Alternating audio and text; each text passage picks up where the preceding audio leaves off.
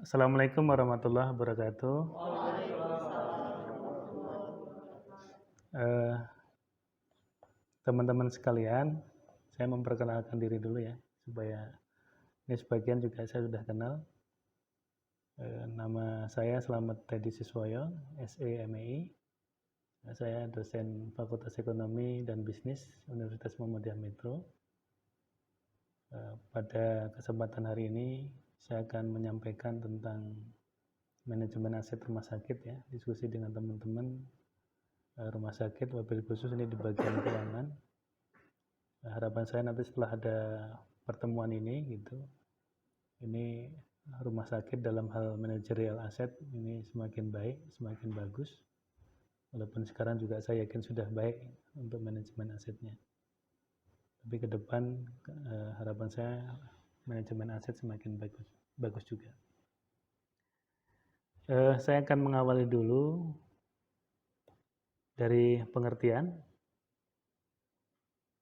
Kegiatan pengalokasian dana ke dalam berbagai kemungkinan investasi yang dimaksud dengan manajemen aset ya. Jadi dana itu yang dimiliki itu mau dipaskan mau kemana gitu. Jadi kalau misalnya di perusahaan itu pemodal, pemilik itu mengeluarkan uang, katakanlah itu, uang yang disetorkan kepada perusahaan itu mau digunakan untuk apa itu modalnya gitu. Dialokasikan ke mana saja, ke asetnya. Gitu. Termasuk kemudian nanti kalau kemudian perusahaan rumah sakit misalnya punya hutang, nambah hutang, atau pengembangan misalnya berhutang, itu mau digunakan untuk apa saja. Apakah kemudian nanti aset likuid, aset produktif, atau aset tetap. Jadi pengalokasian dana ke dalam berbagai kemungkinan investasi. Pertimbangan penting dalam mengelola harta ini adalah keseimbangan antara investasi yang dilakukan dengan tetap memelihara tingkat likuiditas yang sehat. Jadi dalam hal manajemen aset ini juga yang perlu diperhatikan juga, selain kemudian bicara tentang produktif ya, bagaimana ada produktivitas itu, tapi juga jangan menghilangkan tentang likuiditasnya gitu. Jadi nanti kita bicara tentang uang yang diterima itu mau kita poskan apa saja sih yang pas kalau dibagi rumah sakit. Di rumah sakit tentu dana yang dibutuhkan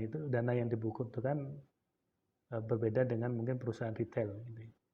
Berbeda dengan perusahaan keuangan, perbankan gitu.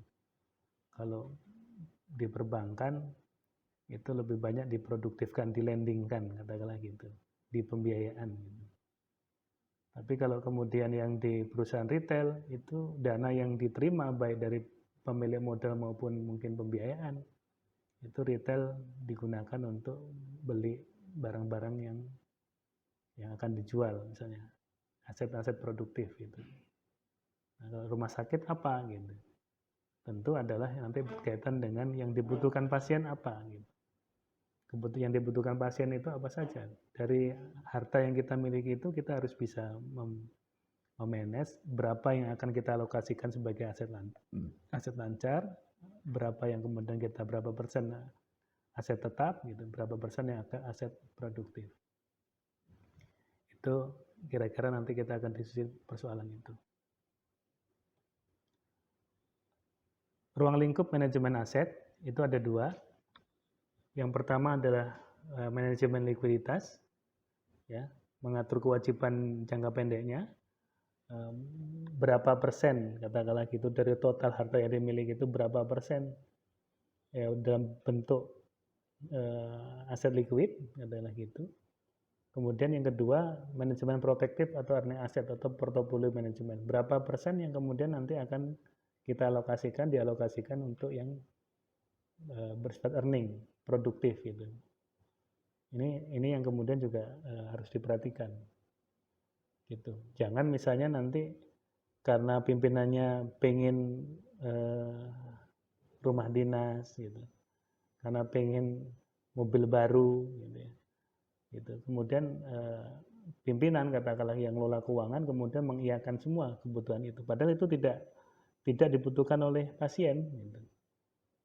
Yang dibutuhkan pasien misalnya ambulan, maka yang harus diprioritaskan untuk pembelian itu adalah ambulan, misalnya, bukan untuk kendaraan dinas pejabat misalnya gitu. Ini nanti kita bicara itu.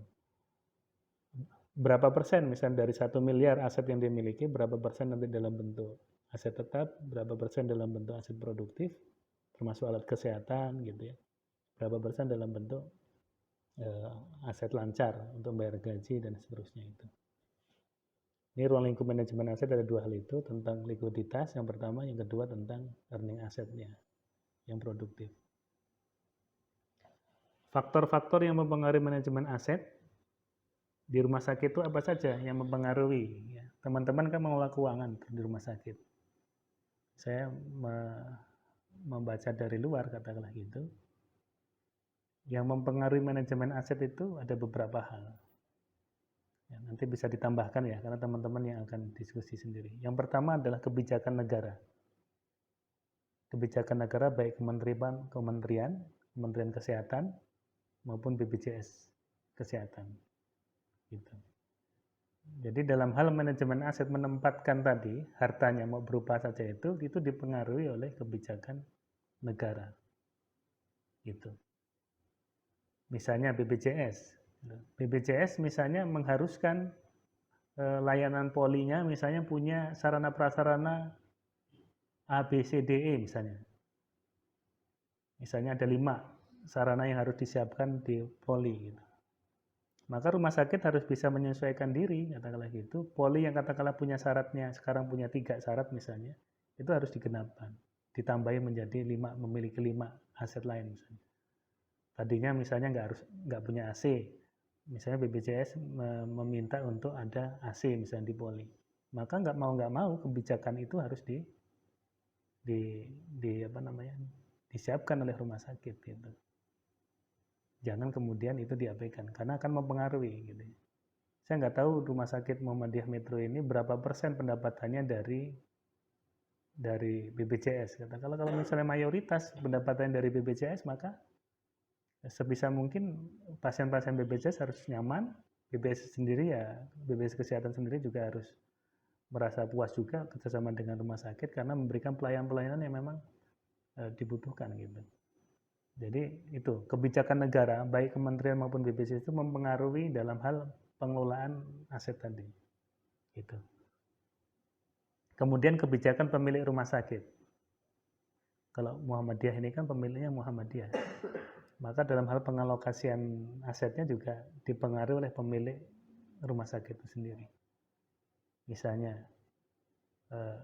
Muhammadiyah pengen gedungnya bagus gitu. Rumah sakitnya pengennya gedungnya bagus gitu. Misalnya tidak 3 lantai, tapi pengennya pemilik Muhammadiyah gitu yang sebagai pemilik rumah sakit pengennya gedungnya tinggi, misalnya 7 lantai misalnya. Maka rumah sakit harus bisa juga gitu. Karena ini kan keinginan pemilik gitu. Gitu. Manajemen rumah sakit harus kemudian juga mengalokasikan, berarti harus mengalokasikan aset apa? Berarti kan aset tetap. Gitu. Berarti harus mengalokasikan dana yang dimiliki sedemikian rupa, seberapa banyak itu untuk berupa bangunan gedung. Gitu. Tentu harus dikritis juga oleh manajemen apakah gedung itu juga dibutuhkan oleh pasien gitu. Jangan-jangan tidak dibutuhkan oleh pasien gitu, hanya pemilik saja. Tapi kalau itu dibutuhkan oleh pasien untuk kemudian nyaman, ya harus disiapkan. Kemudian ketiga yang mempengaruhi manajemen aset adalah rencana kerja manajemen itu sendiri. Direktur tuh punya program kerja apa? Gitu. Misalnya ingin punya pelayanan apa yang sekarang dibutuhkan masyarakat misalnya. Misalnya itu yang saya ada tetangga itu katanya untuk cuci darah itu harus ke Bandar Lampung misalnya. Oh berarti ada kebutuhan pelayanan cuci darah gitu di rumah sakit. Karena itu kebutuhan masyarakat, saya kira rumah sakit Muhammadiyah harus menangkap itu. Gitu. Maka karena ada kebutuhan masyarakat, maka direktur katakanlah gitu menjawab kebutuhan itu, maka rumah sakit harus punya pelayanan cuci darah. Karena harus pelayanan cuci darah berarti harus punya gedung, gedung cuci darah, punya alat kesehatan berupa cuci darah, misalnya gitu. Berapa ratus juta, berapa miliar yang dibutuhkan untuk investasi itu. Maka ini harus dialokasikan dari rencana kerja manajemen rumah sakit. Itu. Kemudian yang keempat, kebutuhan pelayanan pasien. Pasien butuh apa? Pasien katakanlah tidak hanya butuh ketemu dokter, dapat obat dan seterusnya, tapi pasien misalnya butuh tempat yang layak, yang nyaman untuk nunggu misalnya. Berarti pasien itu butuh taman tunggu gitu ya, tempat tunggu yang berupa taman misalnya. Kalau memang itu dibutuhkan katakanlah gitu untuk buat nyaman pasien, kebutuhan pasien gitu. Ya, saya kira rumah sakit juga harus memfasilitasi itu. Itu nilai plus rumah sakit Muhammadiyah dibandingkan dengan rumah sakit lain. Tidak cukup sekarang katakanlah hanya ketemu dokter, dapat obat dan seterusnya. Tapi waktu tunggu harus kemudian pendek, tempat tunggu harus nyaman dan seterusnya. Ini setidaknya faktor yang mempengaruhi